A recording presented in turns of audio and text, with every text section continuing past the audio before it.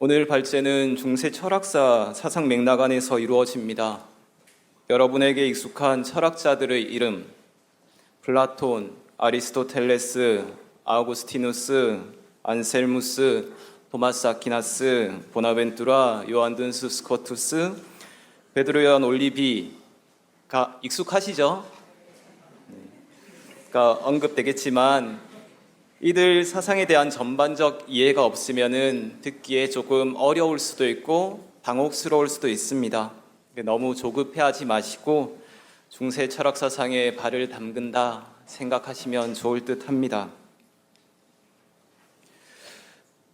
에일린 스위니 교수님이 하느님, 우리 그리고 세계를 받아들이며 피조물의 노래의 중세적 맥락이라는 제목의 발제를 해 주시겠습니다. 스위니 교수님은 텍사스 대학교에서 아퀴나스의 과학 개념이라는 논문으로 철학 박사 학위를 받으셨고 현재 보스턴 칼리지 철학과 교수로 재직 중입니다. 알렉산더 폰 홈볼트 펠로우십 학문 지원 사업에 2차례 선정되셨고 논리학, 신학, 문학 등 중세 철학의 여러 분야에 걸쳐 저술 활동을 하고 계십니다. 토마스 아퀴나스와 캔터베리의 안셀무스 전문가로서 세계적으로 권위 있는 학술지의 연구 논문을 게재하고 계시고 또한 여러 학회에서 강연을 하고 계십니다. 박성호 담현우 신부님이 통역과 논평을 하십니다. 박성호 신부님은 보스턴 컬리지에서 철학 박사 학위를 받으셨고 현재 광주 가톨릭 대학교에서 종교 철학 교수로 재직 중입니다. 여러분이 아시다시피 박성호 신부님은 이번 학술 발표회를 주최한 프란치스칸 연구소 소장이기도 합니다. 스위니 교수님과 박성호 신부님 두 분을 박수로 맞이하겠습니다.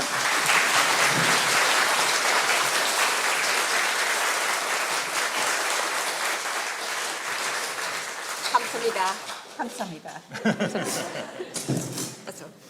안녕하세요. Thank you very much for that beautiful introduction. And thank you all for your interest and your hospitality for being here today.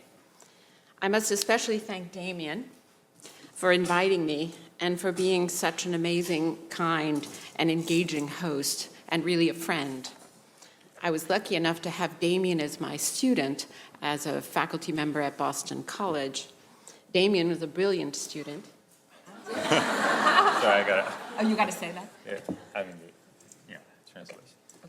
감사합니다. 오늘 이렇게 불러주셔서 그래서 이렇게 잘 환대해 주시고 이렇게 이제 좋은 학회에서 이야기할 수 있도록 불러주셔서 감사합니다. 그리고 저한테 감사를 하셨네요. 그래서 저는 이제 이 스위니 교수님이 지도 교수님이셨어요. 제가 박사학위 할 때. 그래서 그때 이제 알게 되었고 이렇게 초대해서 이렇게 학회 함께 할 수 있는 것에 대해서 감사합니다라고 하셨습니다. So I also want to thank the friars for making me so welcome. I'm very moved to be part of their community for these few days. They are a kind and joyful community where there is laughter and prayer and a kind of centeredness that I don't experience very much in my own life these days. So I thank them very much. 그래서 이제 지난주 수요일 날 오셨거든요. 그래서 여기 정동 수도원에서 함께 오늘에 이르기까지 생활하셨는데 그 공동체에서 환대해 주시고 이제 잘 이끌어 주심에 감사하십니다. 그리고 이 공동체가 이렇게 밝고 즐거운 그런 분위기 그 안에서 이제 환대해 주셔서 참 환영받는 그런 느낌을 받았고 이러한 공동체 잘 경험하지 않았던 그런 공동체인데 참 좋은 느낌으로 있습니다. And I also want to thank Damien's family for being here today and making me feel so welcome. Here in Korea, I almost feel like an honorary member of their family. 제 가족들하고 한번 식사했는데 가족들한테도 감사 인사 전하십니다. And thank again all of you to come and hear me, even though I cannot speak Korean. and to listen to me in English. And I also want to thank Damien for doing all the translation of my English into Korean. 네, 감사를 많이 하시는데 네, 한국말로 하는 것이 아님에도 이렇게 많이 와주셔서 네, 감사드립니다. 저한테 이제 통역해 주셔서 고맙다는 말씀도 전하셨습니다. Okay. Let's see. The first slide.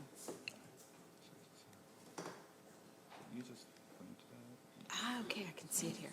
Is that the first one? No. It's not the first one. Okay, good. Thank you. So first, a brief introduction. There is a case I want to make for the contribution of medieval Christian thought in contradistinction to the Greek philosophical tradition out of which it grows. It will sound deceptively simple, but I think it is profound and grounds not just my thinking and teaching, but my life as a Christian. The intrinsic value of the individual. I think that at its best, this is Christianity's contribution, a world of inherent value, expressed most succinctly in St. Francis's Canticle of the Creatures, with its extraordinary expression of kinship with the whole universe, not in general or as a whole, but in all of its distinctive expressions. 예, 지금에서 강의를 이 자료집을 읽으면서 따라가겠습니다. 페이지 130페이지에 있습니다. 저는 중세 그리스도교 사상이 그것이 자라나온 고대 그리스 철학 전통과는 구별되는 방식으로 기여한 바에 대해서 이제 주장하려고 합니다. 이 주장은 언뜻 단순하게 들릴 수도 있겠지만 저는 그것이 매우 심오한 의미를 가지며 제 사고나 제가 가르치는 수업뿐 아니라 그리스도인으로서의 제 삶 자체의 기초를 이루고 있다고 생각합니다. 그것은 바로 개인의 고유한 가치에 대한 것입니다. 이는 그리스도교 사상의 진수가 보여준 기여라고 생각합니다. 보편적이거나 전체로서가 아닌 그 독특한 표현들 안에서 물질 세계 전체와의 특별한 친교의 표현으로 쓰여진 성 프란치스코의 피조물의 노래에서 가장 순수하게 표현된 고유한 가치의 세상입니다. Did I do the wrong thing? The other way.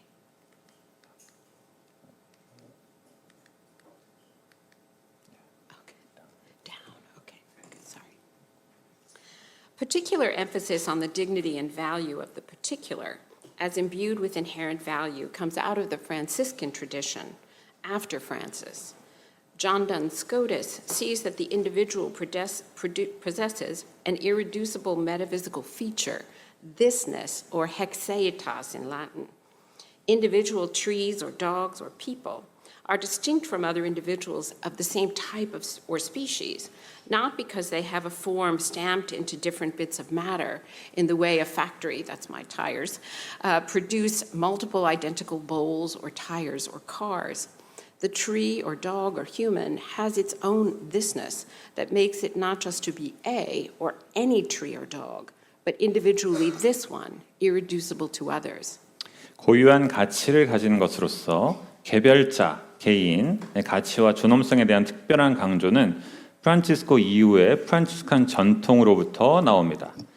요한 둔스 스코투스는 개별 사물이 어떤 것으로도 환원되지 않는 이것임, 라틴어는 헥체이타스라고 하는 가르침인데요. 이것임, 바로 이것임이라는 형이상학적 성질을 갖는다는 이론을 전개합니다. 그러니까 이것이 일반적으로 그냥 꽃이 아니라 바로 이 꽃이잖아요. 그건 두 개는 다른 것이죠. 개별 나무들, 개들 혹은 사람들은 같은 종인 다른 개별자들과 구별되는데 이렇게 구별되는 것은 공장에서 여러 개의 똑같은 바가지나 타이어들 혹은 차들을 찍어내듯이 같은 형상을 다른 진료에 찍어냈기 때문은 아닙니다. 아까 여기서 보시면은 타이어들이 이렇게 쭉 있잖아요. 이렇게 같은 형상을 가지고 다른 진료들 안에 이렇게 쭉 있기 때문에 얘들이 개별적인 것이 아니고 나무나 개 혹은 사람은 단지 하나의 혹은 아무 나무나 개 혹은 사람이 아니라 다른 것들로 환원되지 않는 개별적인 이것으로 만드는 그 자신의 이것임을 가집니다. 우리가 저 타이어들을 볼 때는 다 똑같은 거 이렇게 생각하잖아요. 그런데 하나하나 따로따로 만들어졌다는 생각을 하면 하나하나 개별적인 가치를 갖는 것이죠.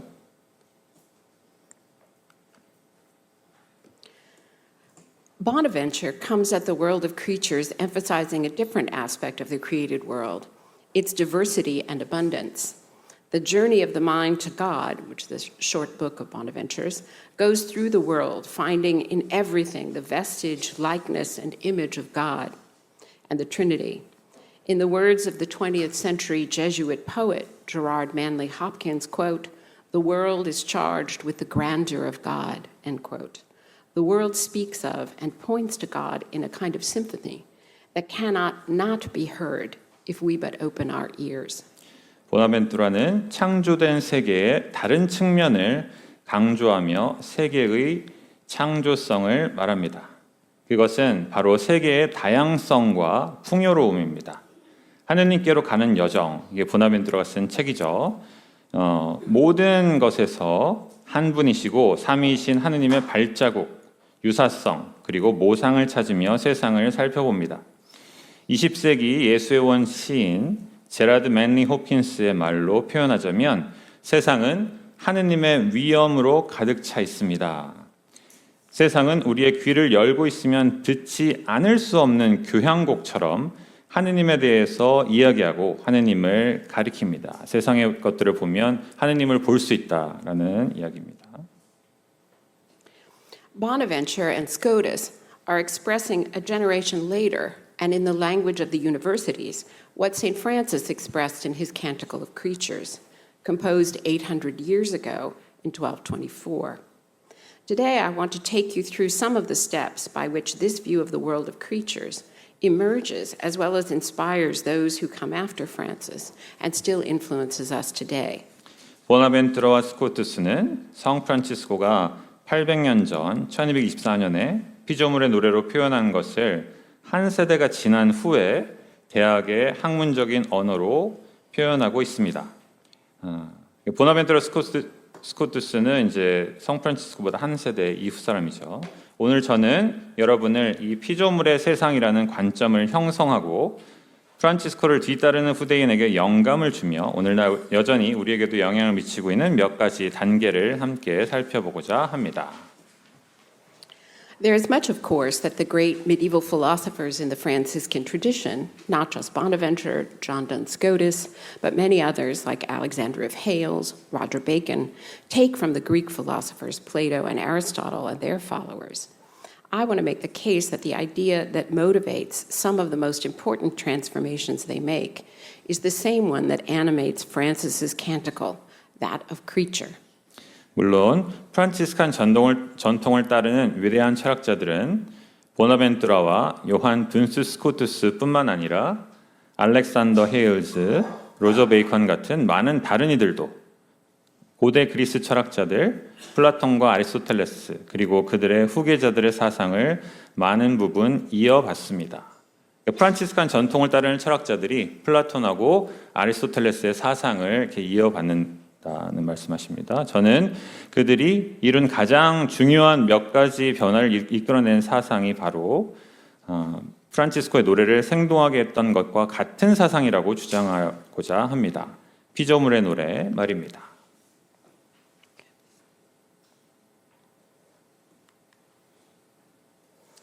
Thus, my topic for today is what I call the metaphysics of creaturehood. What does it mean to be created and to live in a world of things that are also created? It means to live in a world of meaning, where everything signifies its source. It means to live in a world of relationship, where to be is to be related to that source. And it means to live in a world of both abundance and limit. Abundance, because everything is an extra, given in excess of what is necessary. Nothing is necessary. Everything could not be. And limit or finitude, because that which is given or received marks the limit of the receiver, which, whatever else it does or has, cannot make or give itself. To be a creature means to receive what you have, to receive your very self. Being a creature, receiving rather than simply having, and receiving from someone rather than self-making, has special consequences for a creature that has received intelligence, consciousness, and will. 그래서 오늘의 제 주제는 제가 피조물의 형이상학이라고 부르는 내용입니다. 곧 창조되었다는 것은 무엇을 의미하고 창조된 존재로서, 피조된 존재로서 그 또한 창조된 세상에 산다는 것은 무엇을 의미하는가? 이는 모든 것이 자신의 원천을 가리키는 의미의 세상에서 사는 것입니다. 원천 하는 의미죠. 이는 있는 것이 곧 자신의 원천과 관계하는 것인 관계의 세상에서 사는 것이고 풍요와 동시에 유한함을 사는 것을 의미합니다. 모든 것이 필연적인 것에 더하여 주어진 여분 같은 것이기에 풍요가 있고 사실 필연적인 것은 없고 모든 것은 존재하지 않을 수도 있었을 것들입니다. 우리는 존재하지 않을 수도 있었죠. 주어진 것 혹은 받은 것이 스스로는 자신이 가진 것이나 자신이 하는 것을 주거나 만들 수 없는 수신자의 한계를 드러내기에 한계 혹은 유한함이 있습니다. 여러분이 피조물이라는 것은 무엇이든 여러분이 가신 것은 받은 것이라는 것이고 여러분 자신을 받았음을 말합니다. 피조물임, 그냥 가진 것이 아니라 받았음, 그리고 스스로 만든 것이 아니라 누군가로부터 받았음, 이것은 지성, 의식, 그리고 의지를 받은 피조물에게 특별한 결과들을 초래합니다.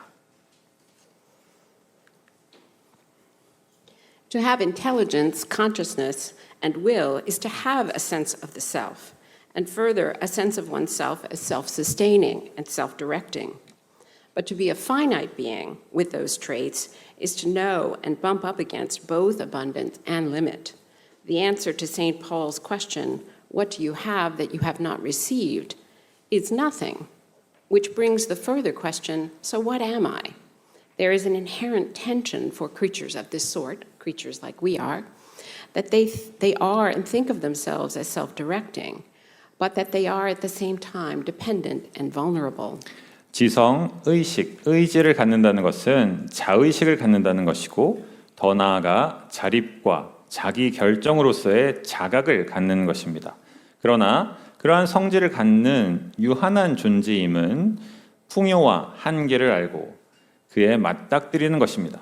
사도 바울의 질문, 너는 받지 않은 무엇을 가지고 있느냐에 대한 답은 아무것도 없다. 이고 이는 또한 그러면 나는 무엇인가? 라고 하는 다음 질문으로 이어지게 합니다. 우리가 하느님으로부터 창조를 받았는데 우리는 또 지성, 의식, 의지, 나의 것을 가지고 있고 내가 선택을 하잖아요.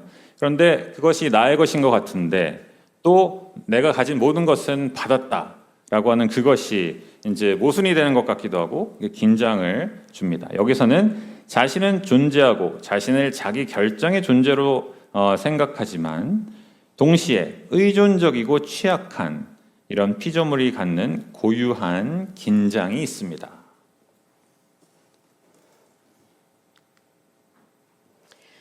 Thus, my topic, sorry, I skipped the wrong things, excuse me. Yeah. I often explain the etymology of the word vulnerable to my students. It is from the Latin word vulner, meaning wound. To be vulnerable is to be able to be wounded. We respond to a world which can both delight and wound us. At least in the US, we talk about vulnerable populations, the very young, the very old, the poor, the sick, populations that need and deserve special protections from harm, which they are more likely to suffer from. The underlying assumption, however, is that vulnerability is an exceptional and non-normal condition for human beings to be, and that the default is humans as able to provide for and protect themselves. 저는 취약한, 영어로는 vulnerable 이라는 단어의 어원을 종종 이렇게 설명합니다. 이 취약성은 이제 계속 말씀하실 거예요. 아주 중요한 단어이기 때문에 잘 이해합시다. 그것은 상처라는 뜻을 지닌 라틴어 vulnere에서 왔습니다. 취약하다는 것은 상처받을 수 있다는 것입니다. 우리는 우리를 즐겁게도 할 수 있고 상처도 줄 수 있는 세상에 응답합니다. 반응합니다. 미국에서는 취약계층이라는 개념을 말하는데 우리도 마찬가지죠. 취약계층이라는 단어를 쓰죠.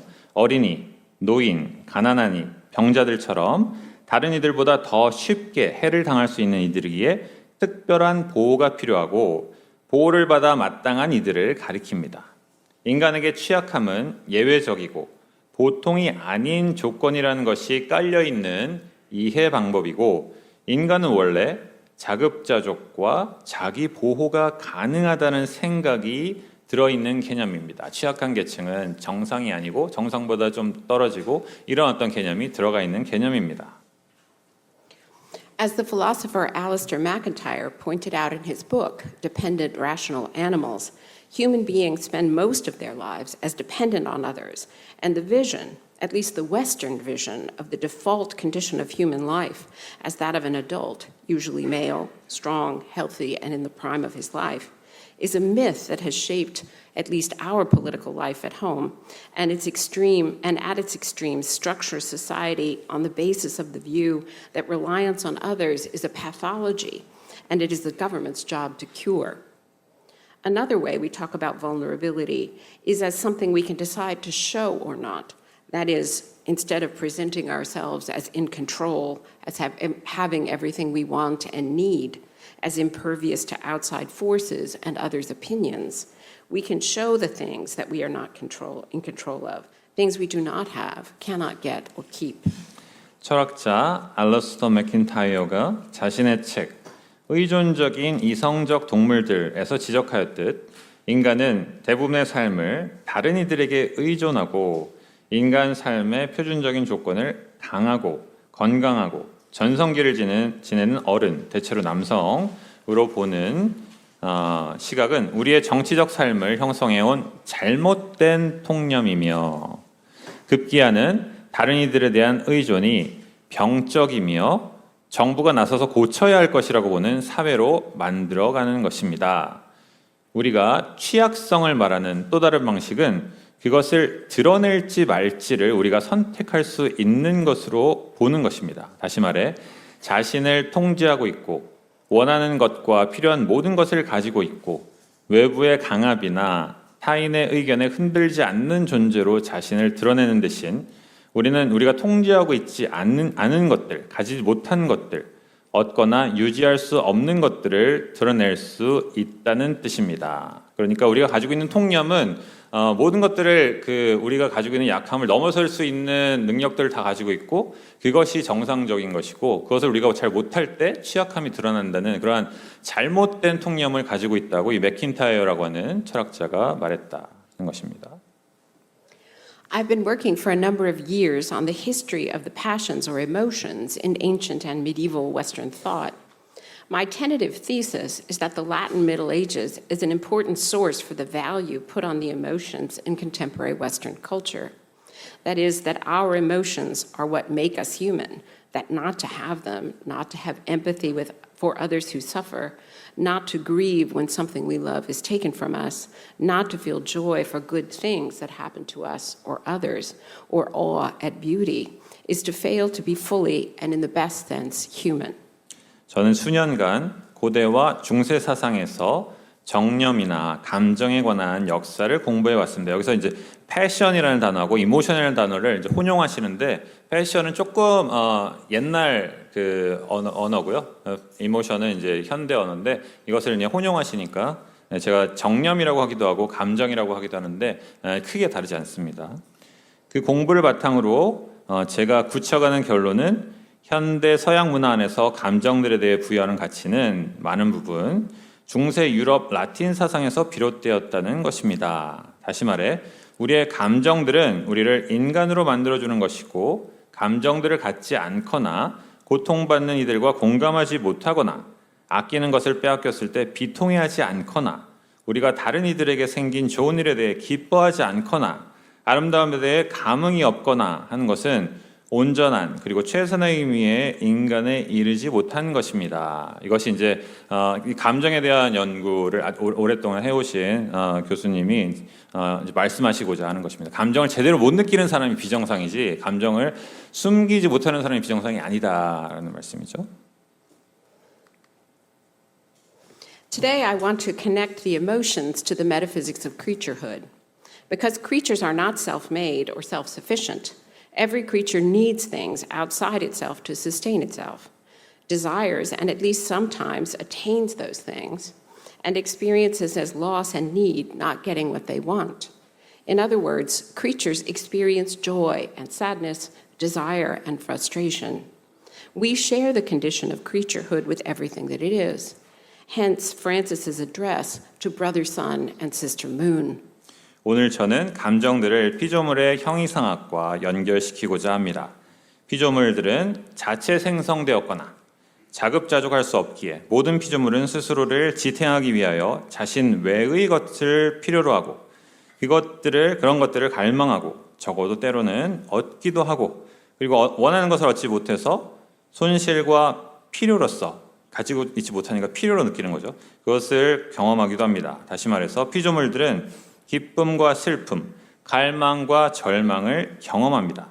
우리는 존재하는 모두와 함께 피조물성을 공유합니다. 그렇기에 프란치스코가 형님인 태양 그리고 누님인 달을 말하게 되는 것입니다. 우리가 피조물로서 이 모든 피조물과 이제 형제성을 공유한다 이런 말씀을 하십니다.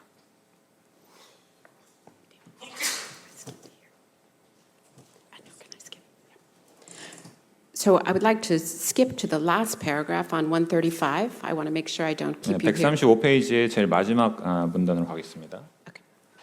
Since it is my claim that grounding the being of the world in creaturehood fundamentally shifts ontology and anthropology, I want to start with an account of the views of Plato and Aristotle to argue that even though they recognize and give an account of human beings as embedded in a world they did not make and do not control, with a sense of human finitude that follows from that realization, they do not end up with the same notion of human being, nor the same view of human emotion that follows from the notion that we are and are in the world of creatures. 세상의 모든 있는 것들을 피조물성 안에서 이해함으로써 존재론과 인간학의 방향이 근본적으로 재설정된다는 것이 제 주장이기 때문에 그리스도교 사상의 영향을 받기 이전에 플라톤과 아리스토텔레스의 관점들에 대한 설명으로 시작하고자 합니다. 이들은 비록 자신 스스로 만들지도 통제하지도 않는 세상 속에 내재되어 있다는 점과 그에 대한 인식에서 비롯되는 인간 한계성에 대한 자각을 바탕으로 인간을 인식하고 규정하고 있지만 우리가 존재하고 피조물들의 세상 안에 존재한다는 생각에서 비롯하는 인간 개념에 도달하지도 않고 인간 감정에 대해 같은 관점을 도달하지도 않습니다. 이제부터 플라톤과 아리스토텔레스 로부터 이제 시작해서 이것이 어떻게 발전되어 가는지를 이야기할 것입니다. In Plato's most famous dialogue on love, the Symposium, the participants each give speeches in praise of love. The dialogue is very clearly about one kind of love, eros, or sexual love. And the dialogue is full of amusing speeches with a great deal of exaggeration about the ways in which being in love makes us better. 플라톤의 사랑에 대한 가장 유명한 대화집 향연이라는 책이 있죠. 향연에서 참가자 각자가 사랑에 대한 찬양 연설을 합니다. 이 대화집은 명확히 한 가지 사랑에 관한 것인데 에로스 혹은 성적인 사랑에 대한 것입니다. 사랑이 우리를 더 고양시키는 방법들에 대한 대단한 과장이 섞인 주장들이 담긴 재미있는 이야기들로 가득 차 있습니다. One of the most memorable speeches given to the comic playwright Aristophanes locates the origin of erotic desire in Zeus's act to punish the Circle people, upstart for attacking the gods. The Circle people were strong and self-sufficient, so Zeus's punishment was to cut them in half so that they would spend their lives seeking their other half and thus be too weakened and distracted to challenge the gods again. Human beings are these severed halves of an original whole now lost. Here is the idea of human beings as literally wounded, fundamentally disabled, in love with and seeking another particular. Love is not a path to virtue or some transcendent higher value, but simply the longing for one's other half. 가장 인상 깊은 연설 중 하나는 그 향연 안에서 희극 작가인 아리스토파네스의 이야기인데 제우스가 신들을 공격하는 무례한 원형 인간들에게 내린 벌에서 성욕의 기원을 찾습니다. 그 원형 인간들은 강했고 자급자족했습니다. 제우스의 벌은 그들을 반으로 쪼개서 그들이 평생 자신의 반쪽, 다른 반쪽을 찾아 헤매는데 허비하도록 하여 약해지고 정신이 팔려 신들에게 다시 도전하지 못하게 하려는 것입니다. 그러니까 우리가 반쪽을 찾아 헤맨다 그러잖아요. 그런 이야기가 이런 고전에서 비롯된 것입니다. 인간들은 이제는 잃어버린 원래의 온전함에 잘려진 반쪽들인 것입니다. 여기에 말 그대로 상처 입은 근본적인 장애를 가진 다른 개인들과 사랑에 빠지고 서로를 찾는 인간상이 있습니다. 사랑은 덕이나 어떤 초월 혹은 더 높은 가치를 향한 길이 아니라 자신의 다른 반쪽을 찾는 갈망이라고 이제 플라톤이 그리고 있습니다.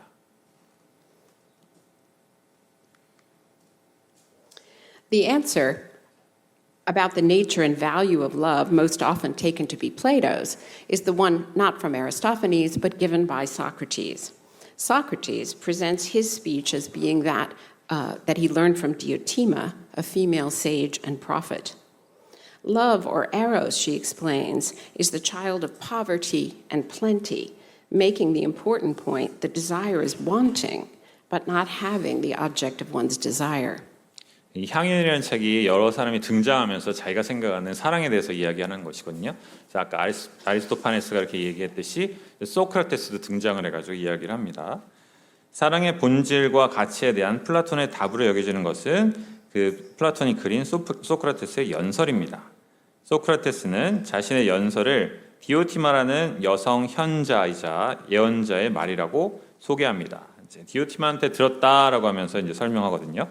그녀가 설명하기를 사랑 혹은 에로스는 결핍과 풍요의 자식인데 이는 욕구가 자기 욕구의 대상을 원하지만 갖지 못하는 상태라는 중요한 점을 짚고 있습니다.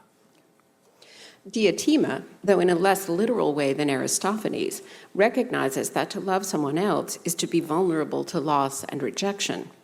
In Aristophanes, that loss is characterized as comic and a bit humiliating, very unlikely and only by chance to end in the happy ending of finding one's other half. Diotima, however, counsels a way to escape from this situation of embarrassing need. Love starts as the love of beautiful bodies, but she argues we should move up from love of beautiful bodies to a love of beauty itself. 디오티마, 그러니까 소크라테스가 디오티마의 이야기를 들었다라고 하면서 이야기하는 거니까 디오티마의 얘기죠. 디오티마는 아리스토파네스보다는 덜 직접적이긴 하지만 다른 누군가를 사랑하는 것은 상실과 거부에 취약해지는 것임을 지적합니다. 그러니까 뭔가 누군가를 사랑하는데 이제 거부당할 수도 있고 잃어버릴 수도 있잖아요. 그렇기 때문에 취약해지는 것이라는 것을 이야기하는 거죠. 사랑은 나를 취약하게 만든다. 아리스토파네스의 이야기에서는 사랑이 우스꽝스럽고 조금은 굴욕적인 것으로 그리고 결코 일어나지 않을 것 같은 우연에 의해서만 자신의 다른 반쪽을 찾는 이런 행복한 결말에 도달하는 것으로서 그려집니다. 그러나 디오티마는 이런 굴욕적인 필요의 상태로부터 빠져나갈 길을 마련해 줍니다. 그녀는 사랑은 아름다운 육체들에 대한 사랑에서 시작하지만 우리는 육체에 대한 사랑을 넘어서서 아름다움 그 자체를 사랑해야 한다고 말합니다. It is not the particular and always imperfect and unstable beauty of things or people in the physical world which is valuable on this view, but only the immaterial intellectual forms, the form of beauty and of justice. Eros is redirected toward an eternal and perfect object. This is a beloved which will never disappoint or reject us. 아름다움 그 자체란 물리적인 세상의 사물들의 혹은 사람들의 개별적인 그리고 언제나 불완전하고 불완전적인 아름다움이 아니라 지성적이고 비물질적인 형상들, 미와 정의의 형상들입니다. 에로스의 방향은 영원하고 완벽한 대상을 향하여 재조정됩니다. 이는 우리를 결코 실망시키거나 우리를 거부하지 않을 연인입니다. 우리가 사랑이 실패하고 나서 나는 이제 사람은 사랑하지 않을 거야. 하느님만 사랑할 거야. 그런 느낌인 거죠. 뭔가 나를 절대로 거부하지 않을 그러한 대상이 아름다움 그 자체니까 플라톤은 그 아름다움 그 자체로 이렇게 우리를 이끌고 있는 듯한 그러한 가르침을 줍니다.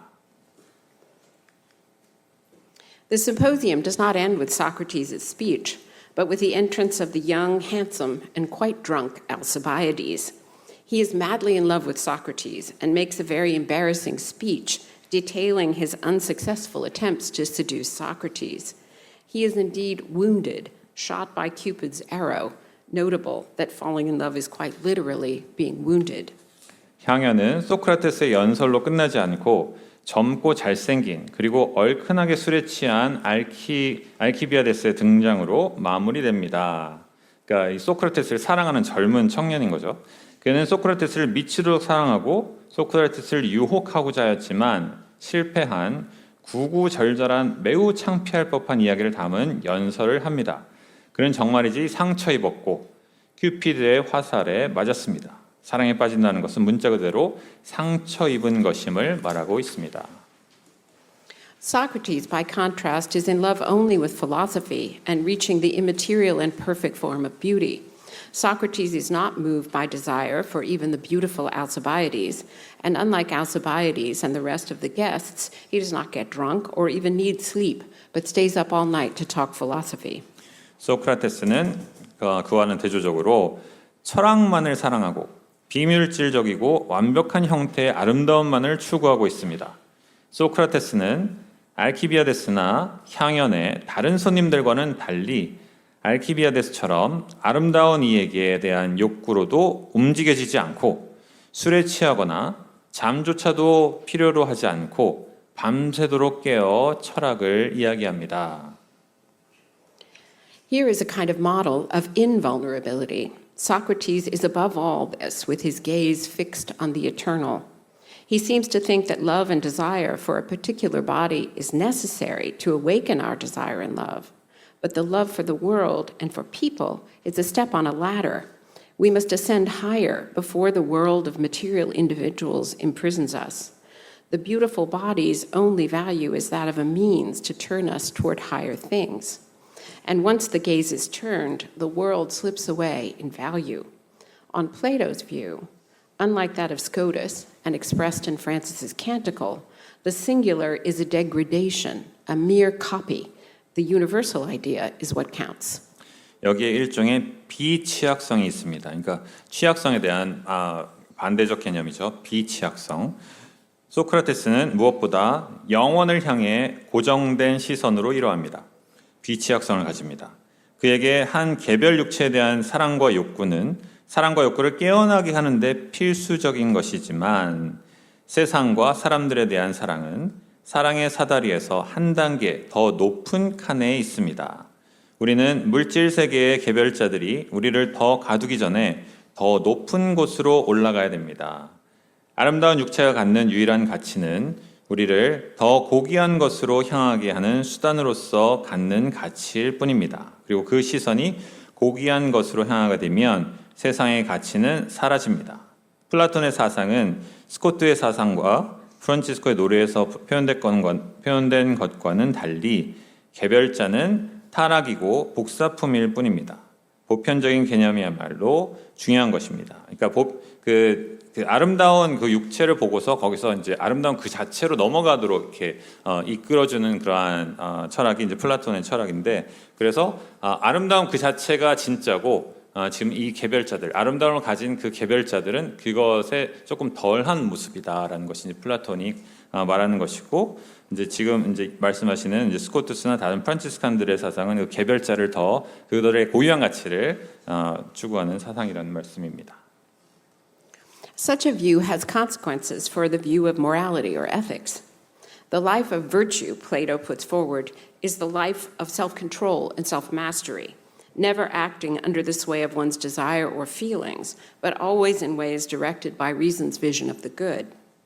Sometimes Plato emphasizes what one should turn toward, the intellectual world of ideas and forms. That makes this world fade into unreality.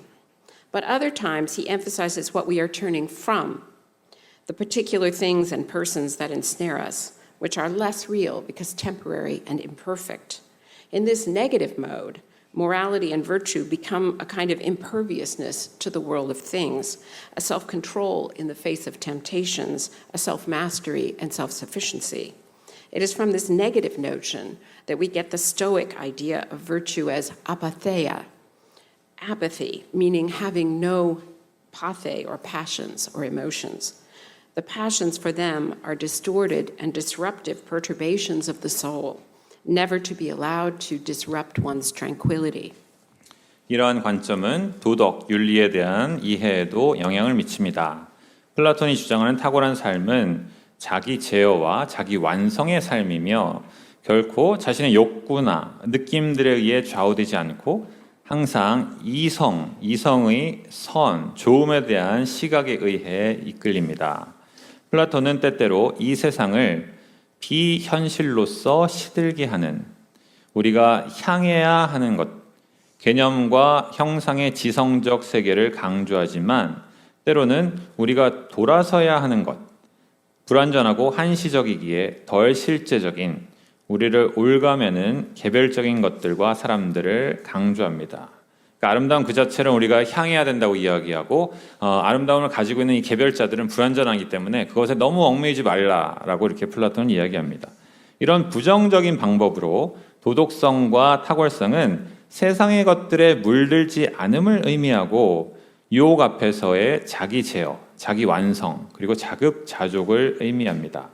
이 부정적인 개념이 바로 우리가 스토아, 금욕주의적 개념의 덕인 감정을 갖지 않음을 뜻하는 평정심입니다. 제가 평정심으로 이제 번역을 하긴 했는데 감정을 갖지 않는다라는 그 뜻이 바로 들어있는 것이죠. 뭔가 이렇게 평정심, 뭐 얼굴 표정 안 변하고 이렇게. 그런 어떤 뭐랄까 완벽한 그런 인간의 어떤 형태, 그런 걸 이제 평정심. 그러니까 지금 이제 스토아주의가 계속 나올 텐데 스토아주의가 이상으로 삼는 어떤 그 모습을 이야기하는 것입니다. 감정들은 결코 자신의 평안을 방해하도록 두어서는 안 되는 영혼의 뒤틀리고 방해적인 용어로 이해됩니다. Aristotle has a somewhat stronger or better view of the world of concrete things as having value, being worth knowing and loving. There's a beautiful passage in Aristotle's text on the parts of animals. He justifies his study of all the animals, great and small, noting that, quote, in not one of them is nature or beauty lacking. He is clearly arguing against an interlocutor who finds the humbler things of nature unworthy of human interest. You can hear the Platonist urging him to look up to the heavens and the forms, not down at insects crawling on the ground. Aristotle finds beauty in nature because nature acts with purpose rather than randomly, fitting form to end, and that beauty gives it intrinsic rather than merely instrumental value. 아리스토텔레스는 세계의 구체적인 존재자들의 가치를 부여하고 그들을 알고 사랑할 가치가 있는 것으로 보는 조금 더 설득력 있는 좋은 관점을 갖고 있습니다. 아리스토텔레스의 책 동물 신체 부분론에 아름다운 구절이 있습니다. 자신의 크고 작은 동물들에 대한 연구를 정당화하면서 말하기를 그 어떤 것도 본성이나 아름다움을 결하지 않는다고 말합니다. 그는 분명히 인간의 관심을 받기에 무가치한 자연 속 더 미천한 것들을 떠올리는 상대에 반대하며 주장하고 있습니다. 바닥을 기어다니는 벌레들을 향해서 내려다보지 말고 하늘들과 형상들을 향해 올려다 바라보라고 다그치는 플라톤주의자를 반대하며 말하고 있음을 생각해 볼 수 있는 것입니다. 아리스토텔레스는 자연에서 아름다움을 찾는데 이는 자연이 무작위적으로 행동하지 않고 목적에 알맞는 형상을 가짐으로써 목적을 가지고 행동하기 때문이고 그 아름다움은 단지 수단적이지 않은 고유한 가치를 줍니다.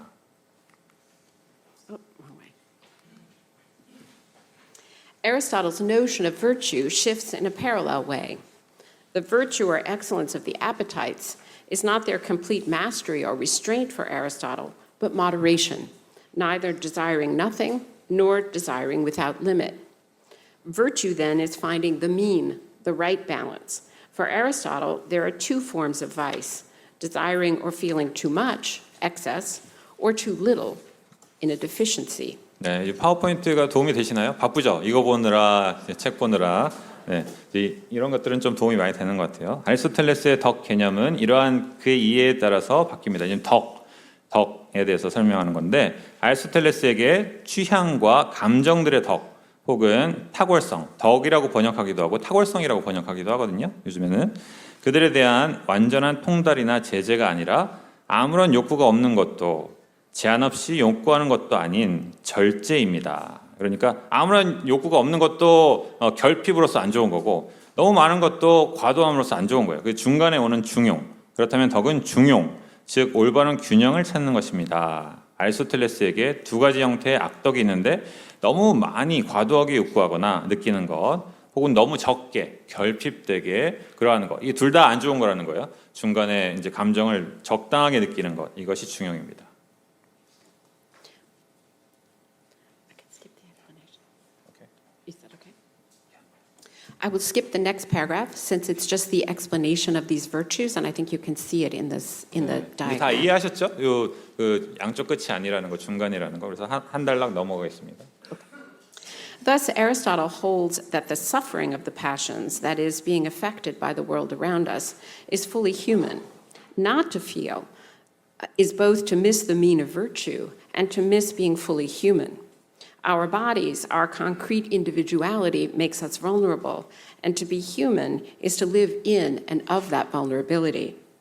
그러므로 아리스토텔레스에게 감정들을 겪는 것, 즉 우리를 둘러싼 세상에 영향을 받는 것은 온전히 인간적인 것입니다.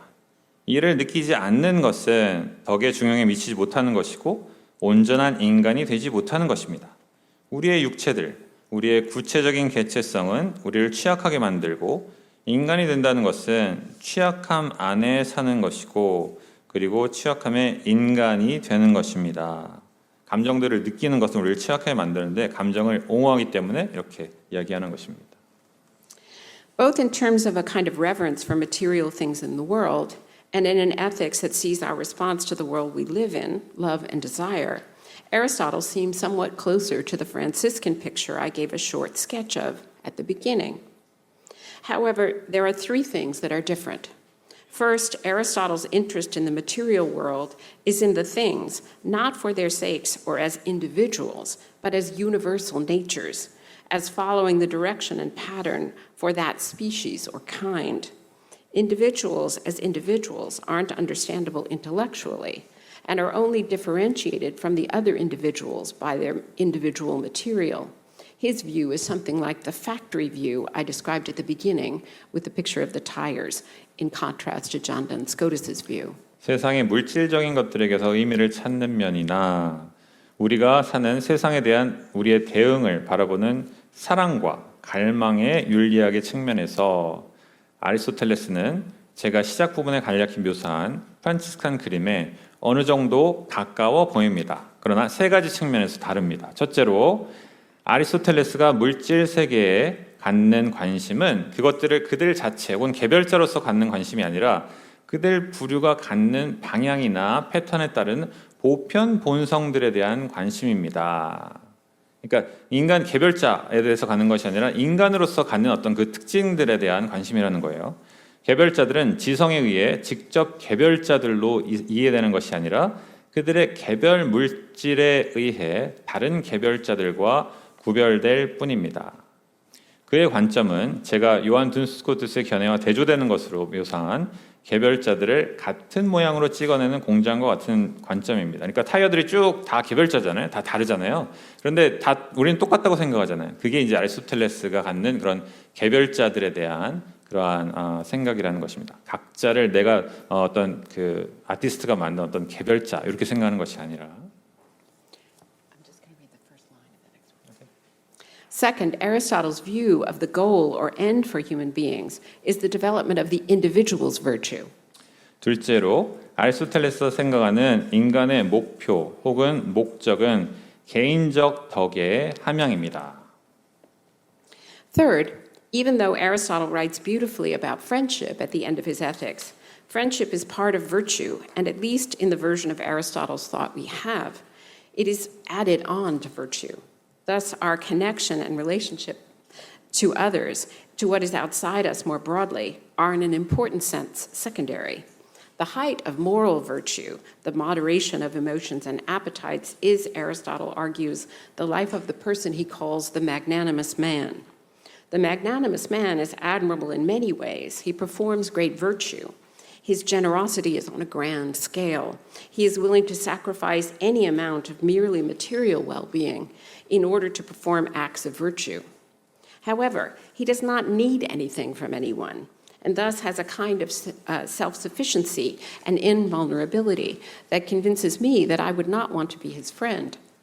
In contrast to all of this, I would describe the Franciscan ideal of life as ecstatic, oriented to an object outside of us which we love, relational, that is fundamentally connected to the physical world and the people in it, and vulnerable, leaning into rather than trying to insulate oneself from dependency, need, and loss. 셋째로 아리스토텔레스가 친애 혹은 우정에 대해서 그의 윤리학의 마지막 부분을 아름답게 쓰고 있지만 친애는 덕의 일부분일 뿐이고 그러니까 friendship을 친애라고 하기도 하고 우정이라고 하기도 했습니다. 덕의 일부분일 뿐이고 적어도 우리가 이해하는 아리스토텔레스 사상에 의하면 덕에 단지 추가된 것일 뿐입니다. 그러니까 이제 본질적인 것이 아니라는 거죠.